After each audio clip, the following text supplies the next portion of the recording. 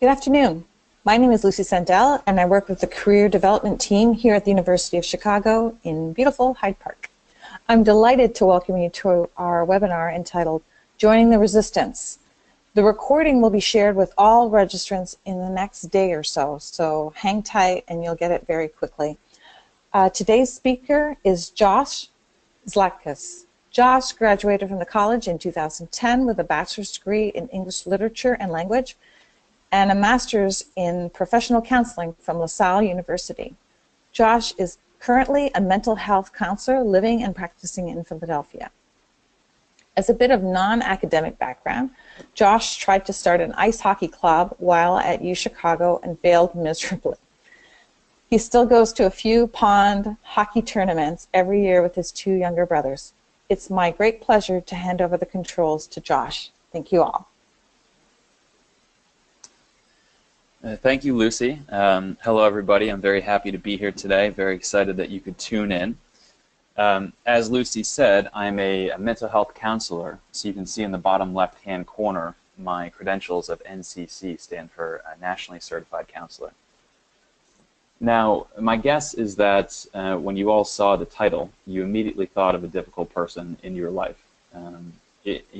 If you've had just one, that's a luxury for you. I'm sure some of you have thought about multiple people. So with that in mind, I think the title sort of works on two levels. One, we're talking about working with difficult people in the sense of how do we collaborate with them to see if we can resolve our differences.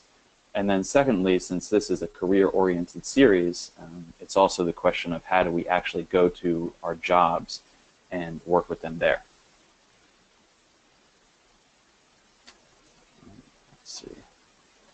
Okay, a little bit about me. After I had 3 wonderful years at the University of Chicago, I ended up going down to Atlanta and I sold textbooks for McGraw-Hill. Now, a lot of people don't know this, but the books that you use in your introductory courses in college are to some extent determined by the sales representatives that publishing companies send out.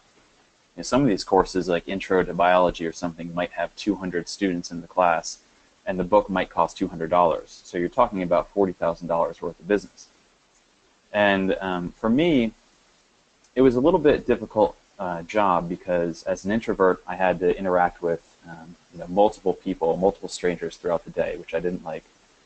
When it came to making the decision for which book to use, a lot of departments used a committee decision, so you had to work with multiple people at a time. And the final thing is that McGraw-Hill had sort of central offices in New York and Chicago, but their sales reps were all over the country working with multiple different schools. So oftentimes as a sales rep, you were the liaison between what the publisher could do and what the professor wanted. So I think in that role, that's when I first began my understanding of how to work with difficult people, for the simple reason that I was put in a tough position many times and I had to interact with hundreds of people, hundreds of strangers throughout the year. After that career, I sort of transitioned, and what I realized I liked most about that was just sort of interacting with people. And I didn't really like talking about textbooks so much. I really sort of liked talking about what was going on in people's lives. So I made the transition into counseling, and as part of my master's program, I had to work at a community mental health agency. And if you want to talk about difficult people under difficult circumstances, that is one of the premier places to study difficult interactions. And I think what I realized there is that there's no such thing as a difficult interpersonal relationship in a vacuum. There's always a context around it. And especially in mental health agencies where the clinicians don't get paid very much, the supervisors might be uninspired or burned out, and you're working with a clientele who are very poor, oftentimes disabled. They face some of the most severe environmental restrictions. So it's a real environment, and the difficult interactions can happen between you and your client. They can happen between you and a colleague, you and a supervisor. So there is where I really cut my teeth on trying to understand what it is about difficult interactions that can be resolved.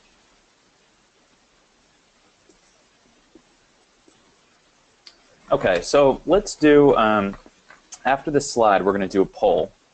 And I want to hear from the audience, what makes a coworker difficult? I've thrown down a few things that I've found in my experience. Indirect or unclear communication, poor performance at the job, they're just not very good at it, Poor social or self-awareness, right? Maybe the person doesn't really know when to say things or what not to say or how to handle a certain situation. Unrealistic demands or expectations. Maybe your manager thinks that you should be working harder than you should. Maybe as a manager, you think your employee should be working harder than they think they should. Or finally, just a bad attitude, pessimism, always complaining, someone who, when you sort of get into their sphere of influence and they start talking, it's just a barrage of negativity. I'm sure there are others, so I would love to throw the poll out here, Lucy, if we can, and just get a sense for what is the major sort of pain point for you all in the audience from these options. Great. If you'd like to share your answers, we're going to close the poll in about 10 seconds. I see people answering. Thank you so much.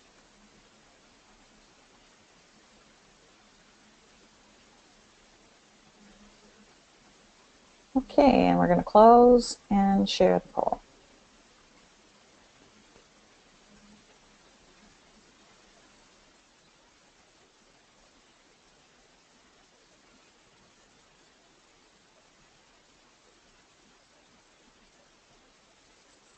Josh, can you see the poll's responses? I cannot see the results yet. Should I? Yep. Well, let me run the background for you then, rather than keep people waiting. 12% said indirect or unclear communications. 24% said unrealistic demands or expectations. 12% said poor performance. 21% said poor social or self-awareness, and 31% said bad attitude. Okay, so bad attitude wins the day, although a pretty consistent spread across the board. Okay. Well, I think a bad attitude oftentimes encompasses a lot of things, and I think the fact that we saw a pretty good spread goes to show that there are many ways that people can be difficult to work with. And I think one interesting feature is that the people that you work with the most closely, they have the highest likelihood of being difficult to work with, because through repeated interactions, the smallest things can seem like the biggest. So let's jump into how to interact, right? And we have a difficult person. That's an experience that we can all relate to, whether it's at work or outside of work. So what do we do? What are our options? Well, we have the option of confronting them. We can try to resolve the issue. We can try to reduce the unpleasantness, or we can try to avoid it altogether. And Lucy, I think I have down here that we should go to the next poll. Great. I've launched it. Okay. So the choices are when you say, how do you typically handle a difficult coworker, select all that apply. You confront him or her, you avoid him or her, you complain about him or her to somebody else, or you try to resolve your issues, or something else. And if maybe people have something else, if they want to type in the questions field, that's a good they idea. can tell us what their answers are. Okay, let's give it a few more seconds. About 75% of you have answered. We'll close and share.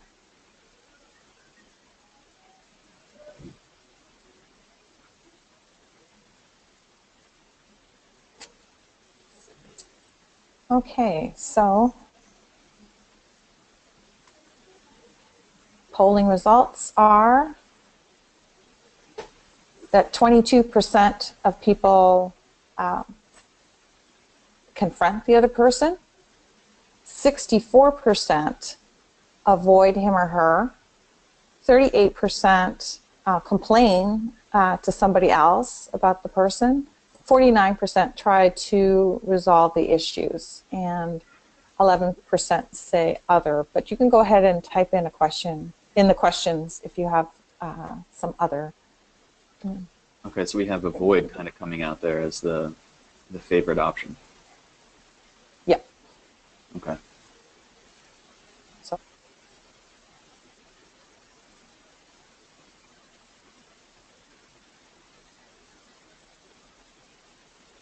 Lucy? yeah, sorry.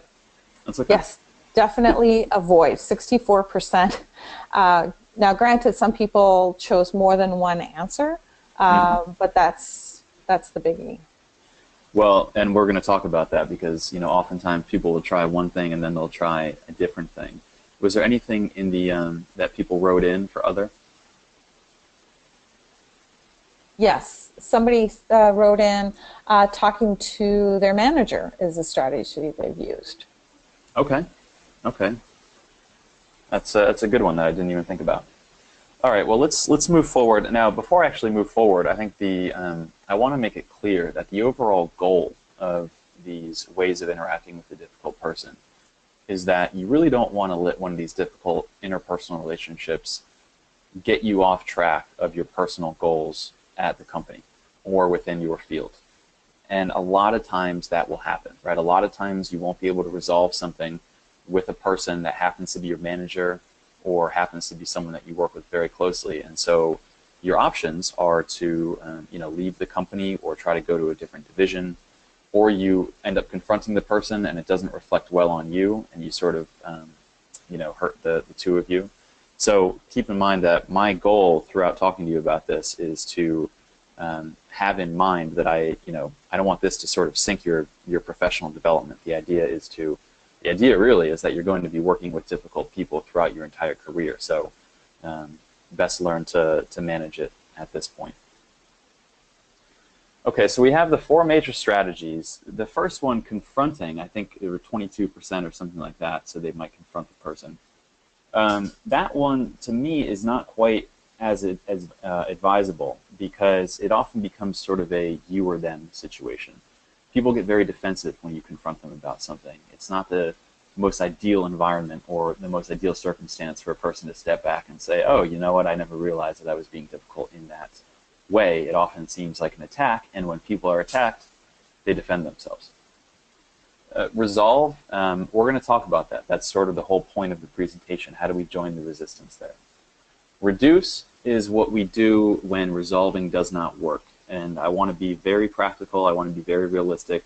There's some interpersonal situations that we just can't seem to resolve. I'm sure we can all look back on a situation like that and say, gee, I wish I would have done things better. I wish it would have gone differently, but for whatever reason, this person and I just couldn't come to any sort of agreement. And when that's the case, we want to see if we can manage the situation. Avoid is not advisable either. And I kind of have three reasons for that.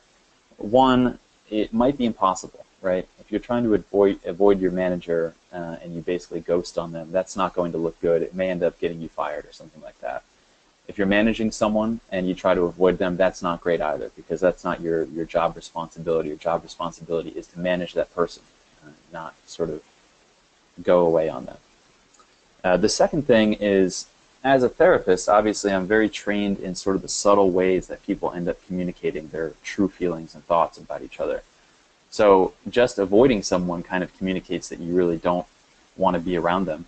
And I think in the limited interactions that you have with them, if you are trying to avoid them, you're going to communicate this idea that you don't want to be around them, you don't want to work on things with them. And so even if you avoid a person, you're still sending a message. And then the final thing is it's not a great sustainable strategy for you when it comes to working with difficult people. You just can't avoid everyone. Or you really just can't avoid the people that you don't get along with because they're going to be potentially many of them throughout your career. Not a ton, hopefully, but they'll pop up here and there, and avoidance just isn't, it's not a very good sustainable strategy. And like I said, the overall goal, make sure this relationship doesn't impede your career development. That's really what we're going after here. Okay, so how do we resolve conflict, right? That's hopefully why you came to the presentation. That's what you're hoping to understand here. The resolving conflict, that's the best option because, and I think a lot of people wouldn't say this necessarily, but I'm a big believer in this. It's the best option because the potential upside is extremely high. And I'm going to tell you a story to demonstrate this. every week when I was a sales rep, I would meet about 40 people. I try to meet 8 professors a day and talk about their textbook choices. And so I was meeting about 40 people a week over a period of 2 years. And in all that time, I only ever had 3 arguments, or 3 sort of blow-ups with people. And the first time it happened was because I was early on in my training, and my boss was a very particular person when it came to how he wanted us to try to sell textbooks. And so it was about 6-7 months into my training. I hadn't quite developed a style that was my own. And I think as a result, I came across as a little robotic, a little rote, not much personality, probably pretty annoying to some people. And so I went into a professor's office right around the time that this department was choosing textbooks. And the person was having a bad day. I think they had already been approached by other publisher reps on that day. And I came in and I asked this guy the same questions I had been asking him for months. And I had been kind of showing up more regularly because I knew they were going to make a decision soon and all that sort of stuff. And this person just completely lost it on me. They got in my face. Their face was very red. They were spitting. I still remember it like it was yesterday because I didn't expect it, and it was obviously very, very jarring for me. So I ended up going home that day. Couldn't work the rest of the day. Couldn't work the day after.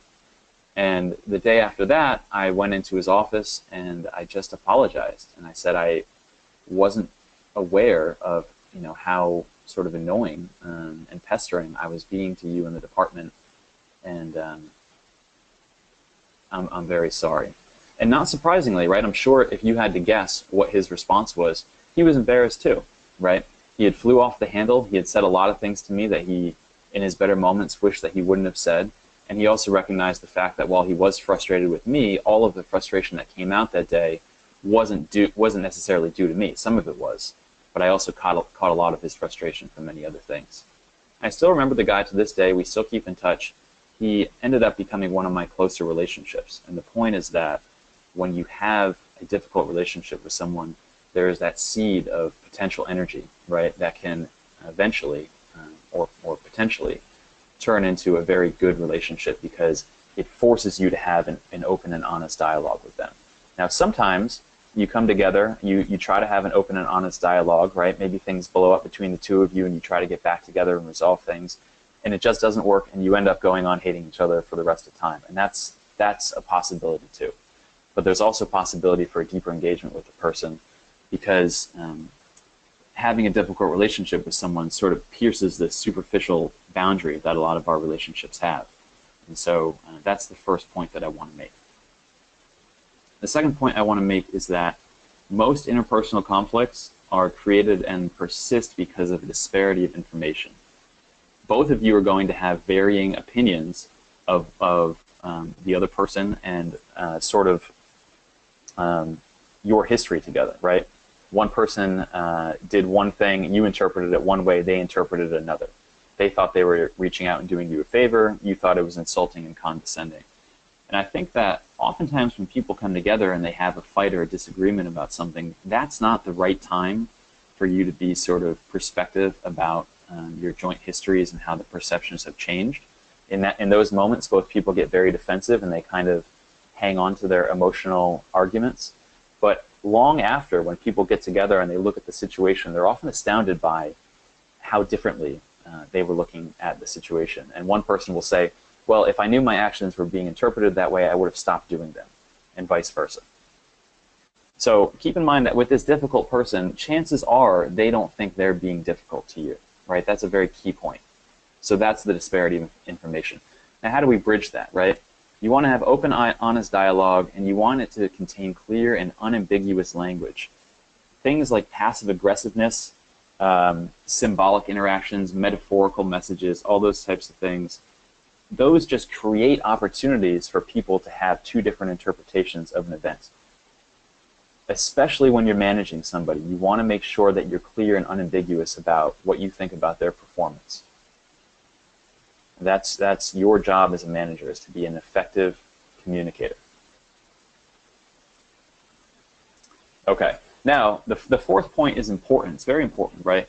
If you have a disagreement with someone, often it's over many things, right? It's not just one thing, right? You probably have a laundry list of things that you kind of don't like about the person, or you could complain about the person. But when you come together to try to resolve an issue, you want to really focus on one thing. And the reason for that is you want to be able to try to resolve this thing. You want to be able to find something that both of you can compromise on, right? And the spirit of compromise is that both people are a little disgruntled, but it's a meeting place that you can find in between. If you start populating 5 or 10 things that you both want to work on and agree on and compromise on, the conversation gets out of hand very quickly. So it's really one thing, right? If your manager has an issue with how you dress for work and what time you show up and the quality of your work, right? It's important that one of those things, the core things, becomes the topic of conversation. Once that's resolved, then maybe we can move on to different things. But it's important that one thing can be resolved, right? Because that is an indication that the relationship is building, trust is building, and if there are future issues down the road, then both of you have the confidence that, okay, we can get together and discuss these things. You don't want to bring them all up at once. And then the biggest thing about resolving conflict, right, and we're going to get into how do we actually have these conversations, is this concept of joining the resistance. And you know what, Lucy? I believe I have my final poll at this point. Yep. Okay, let's do it.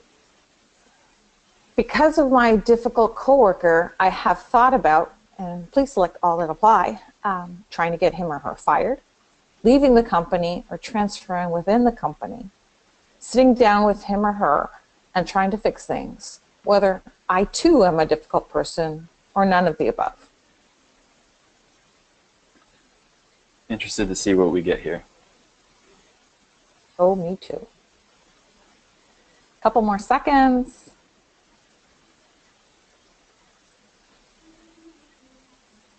Okay, about 80% of you have voted.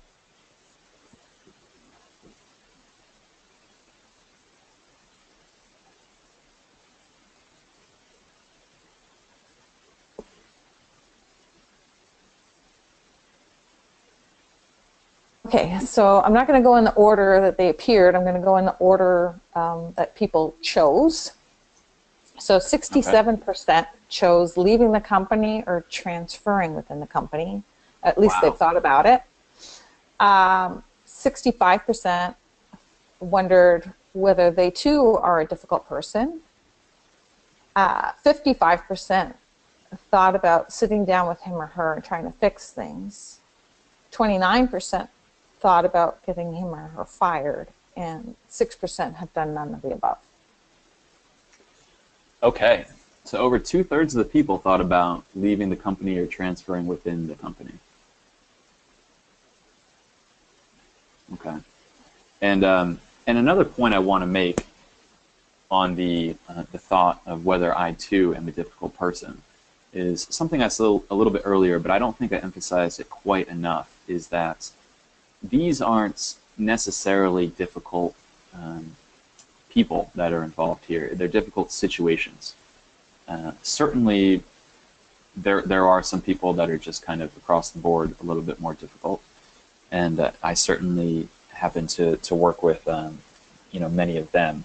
I think even in those instances, it's important to realize that the person has become this way, they interact in this way, oftentimes because of very difficult histories, right? This is sort of the best way that they found to deal with what was often a very chaotic and traumatic past. But I think more generally, when we're talking about our coworkers, we have to understand that this is a difficult context. So it's not necessarily that you're difficult or the other person is difficult. It's really that the situation is difficult. And a good example of this is sometimes two otherwise very pleasant people that happen to get along with most people they run into really don't get along. And so the context there is their personalities just don't jive. Sometimes the situation is that they have a manager maybe that doesn't do a good job of helping them work together and instead pits them together. So there are many different ways and reasons why you can have a difficult relationship. So it's important to keep that in mind, because if we focus too much on the person being difficult, whether it's you or the other person, it really kind of gets in the way of trying to resolve the situation, because resolving the situation isn't changing the people, right? It's changing aspects of the relationship. And that's going to bring us into this concept of joining the resistance. Now, this funny picture that seemingly has nothing to do with what I'm talking about kind of works on multiple levels. The way that I always demonstrate joining the resistance is if you look at these sticks, right, they're all being held up together by each other. You took one of those sticks away, they would all fall down. It's the same idea with resistance, right, and a difficult interpersonal relationship. There has to be something to resist for the resistance to be there. Similarly, the fire, right, needs air to exist. If you took air out of the equation, the fire would go away. Even Nietzsche had this idea that an idea is only so strong as the ideas that are opposing it. And there's also sort of this idea in the rap culture, too, that the more haters you have, the more popular you are. These are all instances of the phenomenon that if resistance doesn't have anything to hold it up, it doesn't have anything to resist, it's going to go away. And that's basically the core foundational theory of most therapy practices and of most sort of interpersonal conflict resolutions, is that both people are holding this difficult situation together by resisting it. So how do we get rid of it? Well, we stop resisting it. I mean, it's really that simple. And some of the ways that we do that are, the first is a join, right? The join is a term that we use in the therapy field, which basically means agreeing with the person, okay? But the main difference is that we don't necessarily want to agree with their content. Sometimes it's very difficult to agree with their content. We want to see if we can agree with their emotion or understand their emotion. So someone says to you, you know, it's the middle of winter at UChicago, and they say, oh, it's so cold. And you say to them, that's true, it's 28 degrees, right? That's agreeing with the content, right? But if you were to say, agree with the emotion, you might say something like, I know, how nice would it be to be in front of a fire with some hot chocolate? I hope you see the difference there. And the relevance to the conversations that we're having is that when someone starts, say you come together with the person that you're having a difficult interaction with, and they start, you know, listing out things that they don't like about you or reasons that they're upset with you, it's going to be very hard for you to sit there and just say, oh, you know what, you are right, I am late every day of the week, or you are right, I don't dress appropriately for work. Because chances are you don't think that you are late and you think that you do dress appropriately for work, or whatever the case may be. And if you start arguing about the content, you're not going to get anywhere. So the most important thing that I can impart to you is try to understand the emotion behind what the person is saying and agree with that. Person says, you come in late every day of the week, and you know, I just simply can't work with that. You might say something like, look, I can understand how if you think I'm coming in every day, you don't think I'm doing a good job, okay? The question is, right, how do we resolve this, right? How can we move forward to work better together? And that conversation is built, the foundation of that conversation is built on understanding the emotional situation of the person on the other end. Now, what this involves is managing your emotional reactivity too, because like I said, if you don't think you're coming in late every day and your boss does, it's going to be hard for you to sit there and just sort of take it, right? And so that's why trying to understand the emotion of the boss isn't necessarily agreeing with the content. And it doesn't have to be a boss, by the way. I'm just kind of getting fixated on this instance. You don't have to agree with the content. You have to demonstrate to them that you understand their emotion. Now, the curious thing about interacting with people in these types of settings is that I think there's an implicit sense of awareness. I'm talking about the bullet point here that says both sides get more. When you allow another person to sort of complain to you about what they think about your performance or how the two of you interact, there's an implicit sense of fairness where if you do a good job listening to them and you let them say what they would like to say, then they often will do a good job listening to you and let you say what you want to say. If you don't take a good attitude towards what they have to say, then they're not going to take a good attitude towards what you have to say.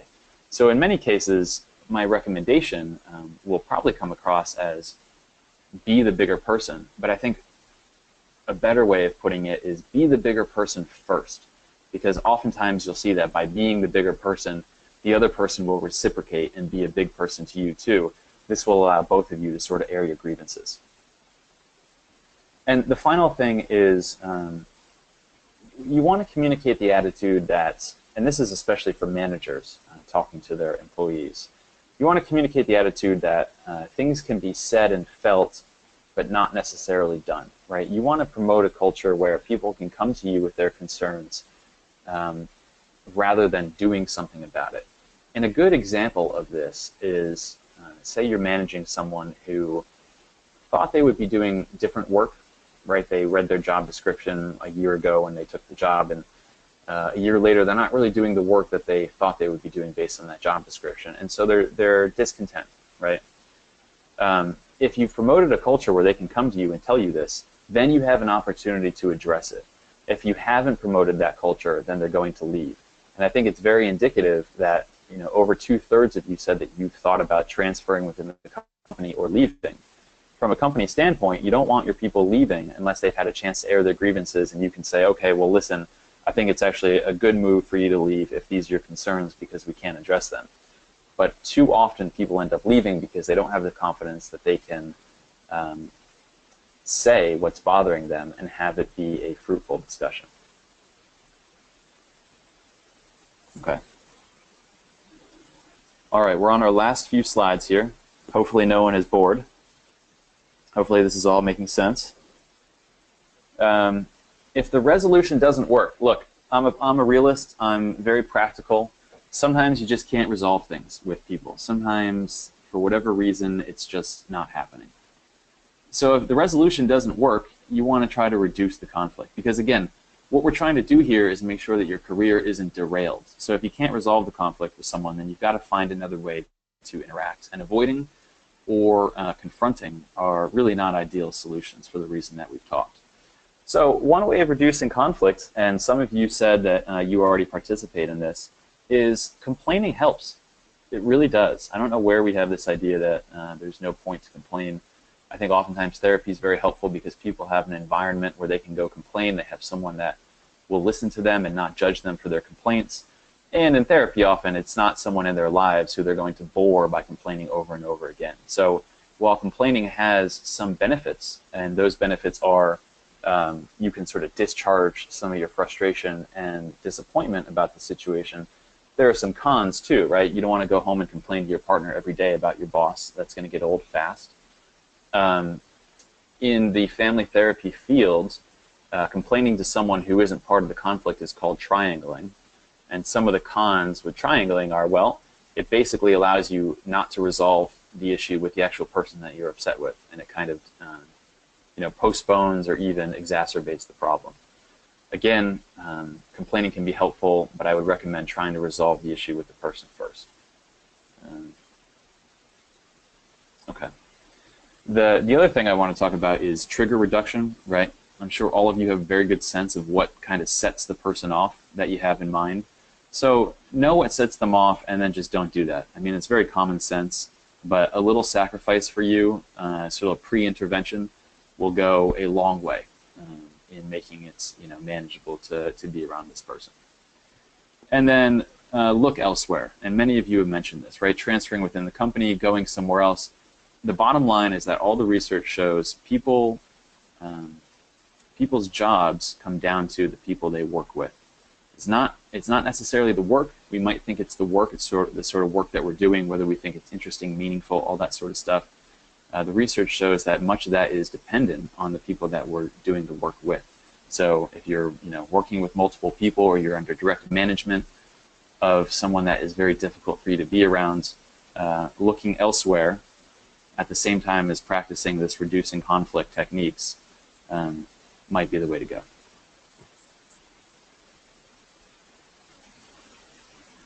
And look elsewhere also means look elsewhere for support.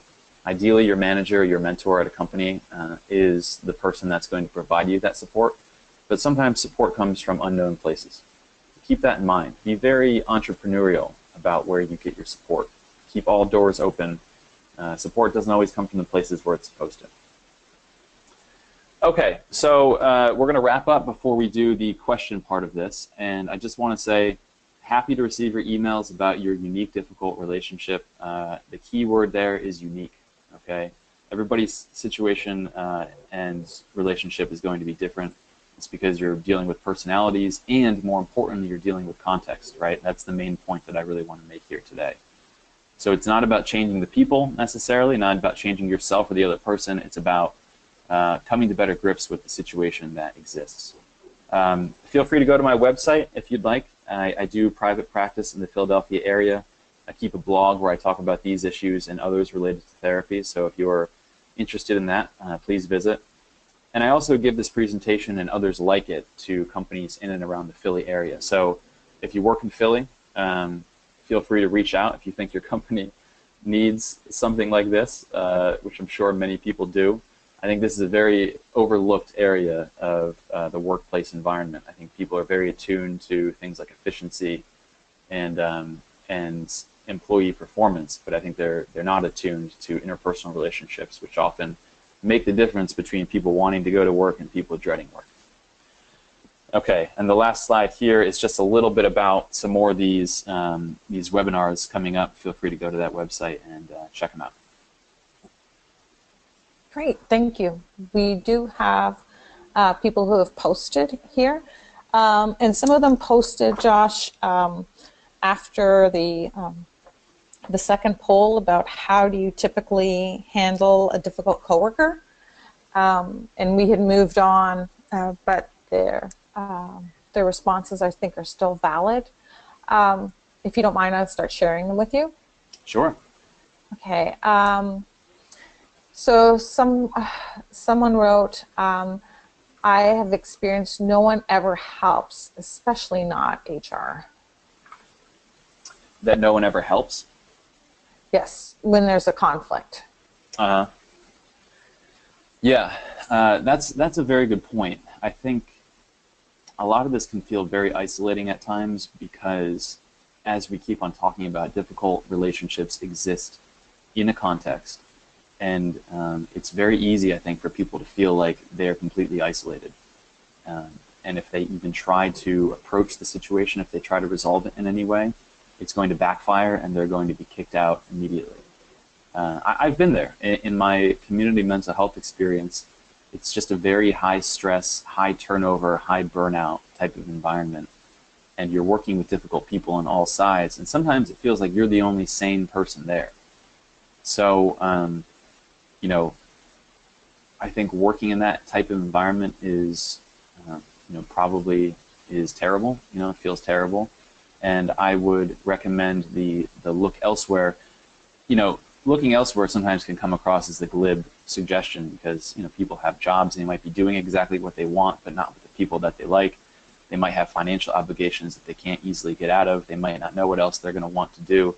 But keep in mind that look elsewhere means look for support elsewhere. If you feel like your work environment is crazy, no one understands you, you're out on a limb on your own, you might not feel like you can get support there. But there are other places that you can get support.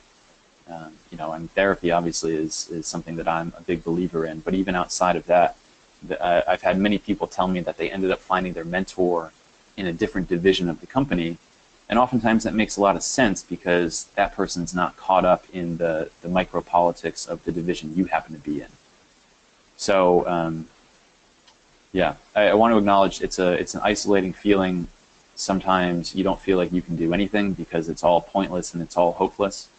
And in those cases, I would look for support elsewhere. Thank you.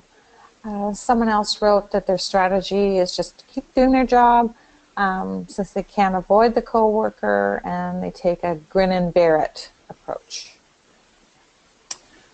Right. Well, and that does acknowledge the fact that sometimes you can't avoid the situation, which is why it's not really a great strategy because oftentimes it's just not practical. And I think a lot of times too, when people are enjoying the work that they do and when they're in certain work environments, it's very easy to just kind of come in, do your job, and leave. But the reality is that we spend more time working throughout the week than we do anything else, except for maybe sleep. So for a sustainable solution, it's sometimes it's difficult to just kind of feel like you go into work, you do your job Monday through Friday, 9 to 5, oftentimes more. And you sort of have all your best interpersonal relationships and best experiences and stuff like that outside of work. The thing that I would say to that person, though, is in the therapy field, we always have this question of, well, what's healthy and what's unhealthy? And it always comes down to what the individual person thinks. If a person has symptoms that are severely affecting their ability to live a happy life, and they come into therapy for those reasons, then they're telling us, right? They're telling us, look, this is unhealthy, I want it to change. If they have symptoms that aren't necessarily ruining their life, if they can live with them and life is okay, then I think it's unfair to say that those symptoms are unhealthy, sort of, whatever they are. So if this person, you kind of have this grin and bear it approach, and that's working for you at the moment, that's fine. The point is, these things kind of only become an issue when you can't bear them anymore. Okay. How do the 4 strategies apply to working with a difficult client as opposed to coworker? That is a great question. That is a great question.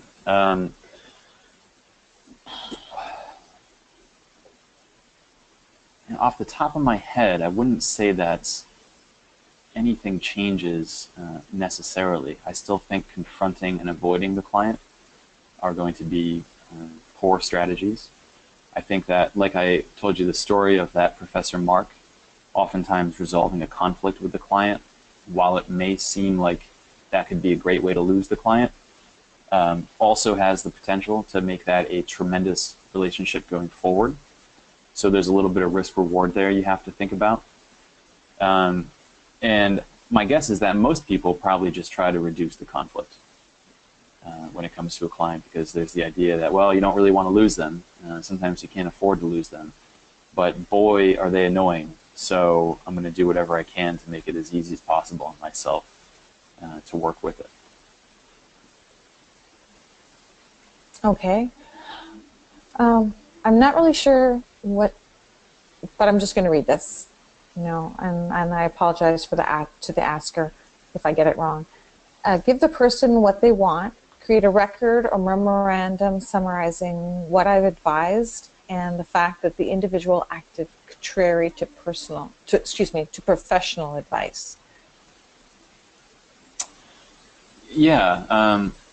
To me, sort of what that sounds like is a person assuming that the resolving part of this is not going to work, and so sort of seeding grounds for terminating their employment or your relationship or something like that. I mean, to me, that sounds like if you've already tried to resolve the conflict and maybe even reduce it, and the person's still not listening, well then look, you can sort of officially go to them with these demands and document the fact that they haven't complied.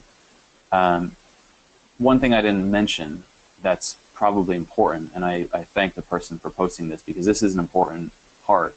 If you're going to go into the resolution phase and try to resolve your conflict with the other person, it's really important to try as best you can to give it a chance, right? And there's no point in going into resolving part of the conflict thinking to yourself, well, this is a complete waste of time, right? You might have that suspicion, that's fine, that's always going to be there. But the way that I think about it is everyone deserves one chance, and because most interpersonal conflicts originate around a disparity of information, what you think are the facts are probably not what the other person thinks are the facts. So you owe it to both of yourselves to try to have a clear, unambiguous conversation about what the issues are. And if that doesn't work, right, if that sort of blows up in your face, well, then you've got the reduced part of this to go to. But if you're going to try resolution, there's no point in doing that if you don't at least partly believe that it could work. Thanks. This question, I like this question. Not that I don't like every question, but this one is interesting. Are there great workplaces where one has no difficulty with a coworker, or does that not exist? In other words, if you leave a job because of a difficult coworker, is it likely you'll just encounter a difficult coworker somewhere else? That is a great question. And in my experience, I feel like my experience has given me a pretty clear answer to that. Yes, you will encounter a difficult coworker someone else, but usually it will not be of the same intensity as the place that you left. In my experience, I found that when people have such an intense, unpleasant experience that they sort of feel like they have to go somewhere else, they usually don't find such an intense, unpleasant experience where they go next. And I think a lot of that has to come down to, if you think about how many people that you work with on a close basis day to day, it's not a ton. I mean, we're not talking about 30 to 50 people that we work with closely on a day-to-day basis. We might be talking about anywhere from 2 to 10. So it's sort of like getting a hand in 5-card poker. You might get an ace once in a while, but you're not, every hand you're not going to be getting an ace. And that's sort of the way that I think about it. The chances just are not very good that you're really going to find a person and a situation that is so distressing that you feel like you have to leave. It's not going to happen time and time again.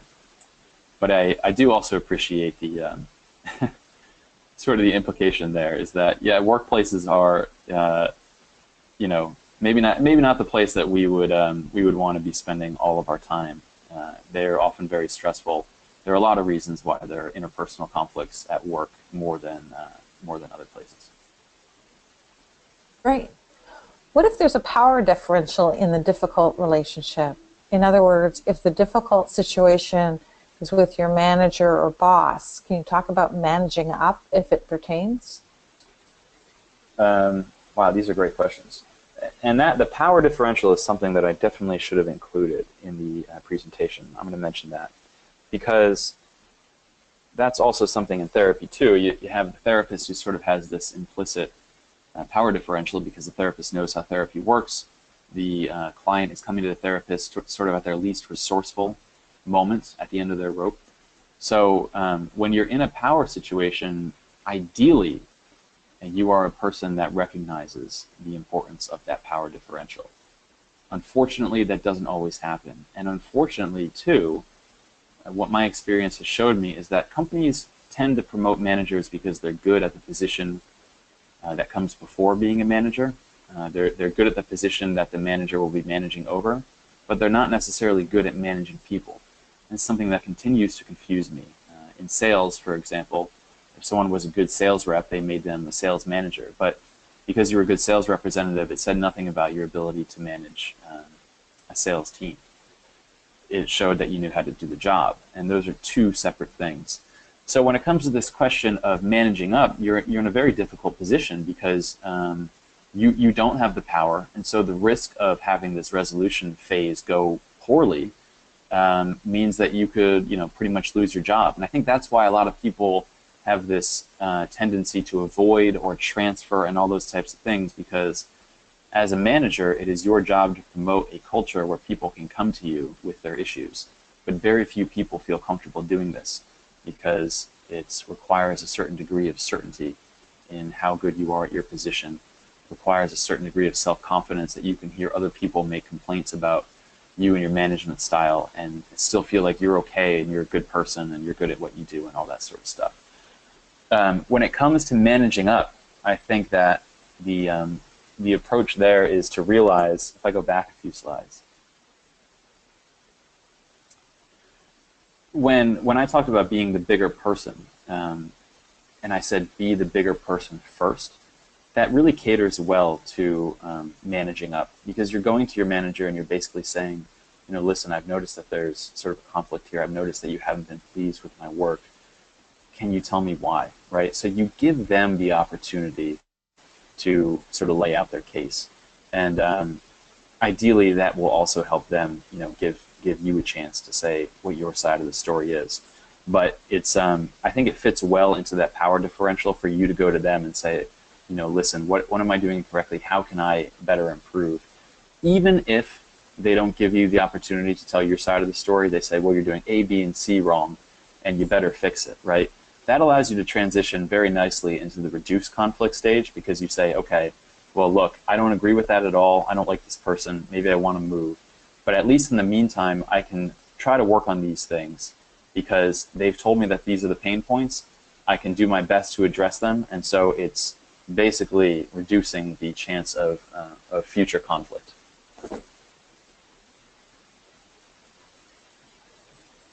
Great. This question could have been written by me. I think the trigger reduction is a great point. I was actually thinking it was for me to figure out my triggers and to learn to move through those, i.e. not take the bait. That's a terrific point too. I'm actually going to write that down as well.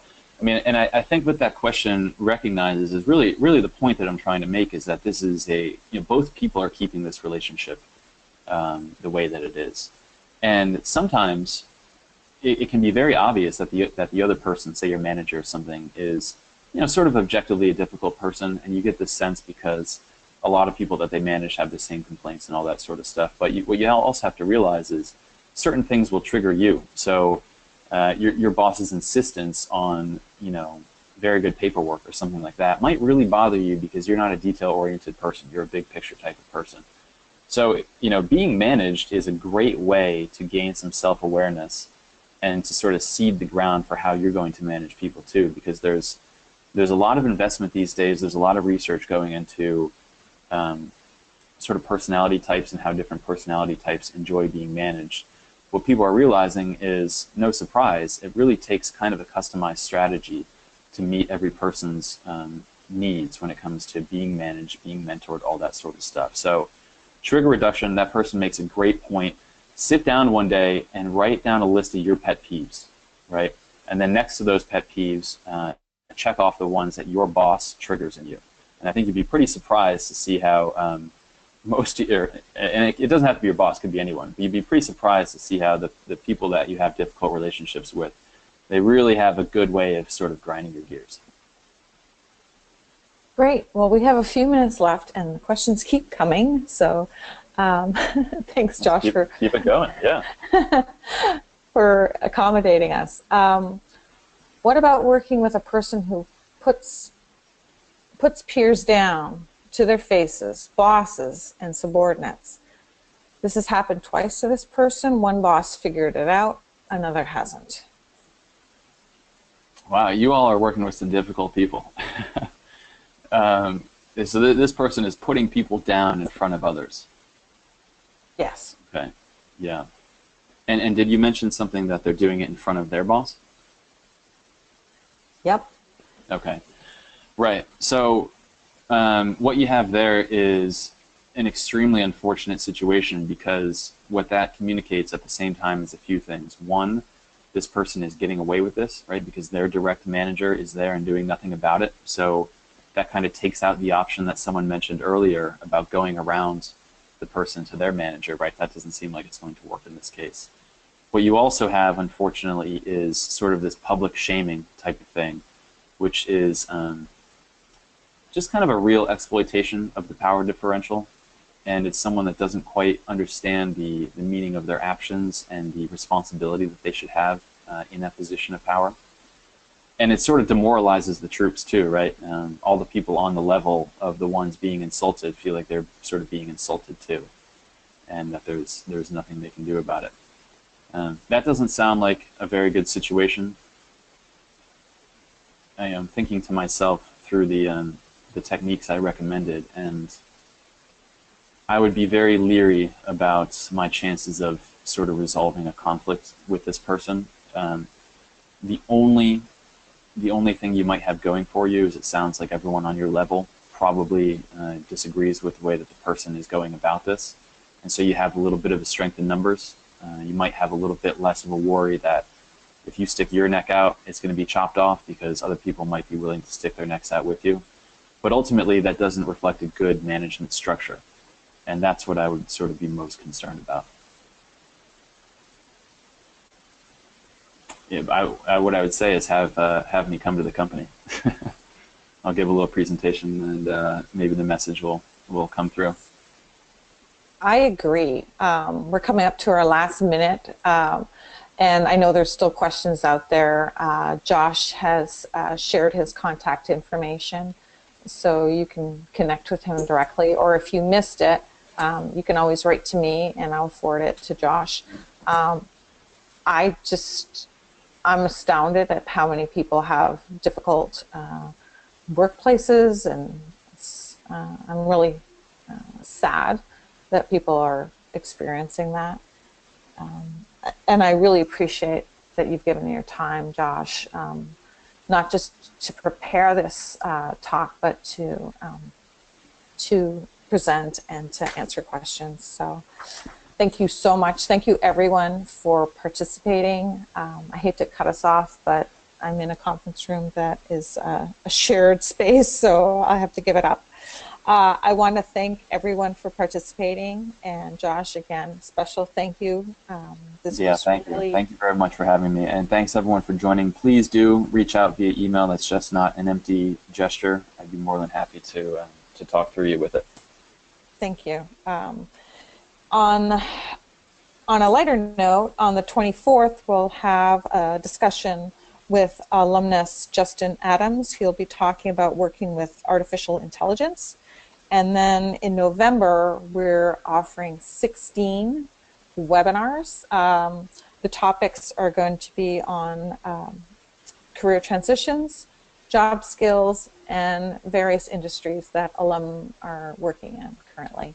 So thanks again, Josh. Thanks, everyone. Take care. Have a good afternoon. Really appreciate your time and everybody's input. Bye, everyone. All right, bye, everyone.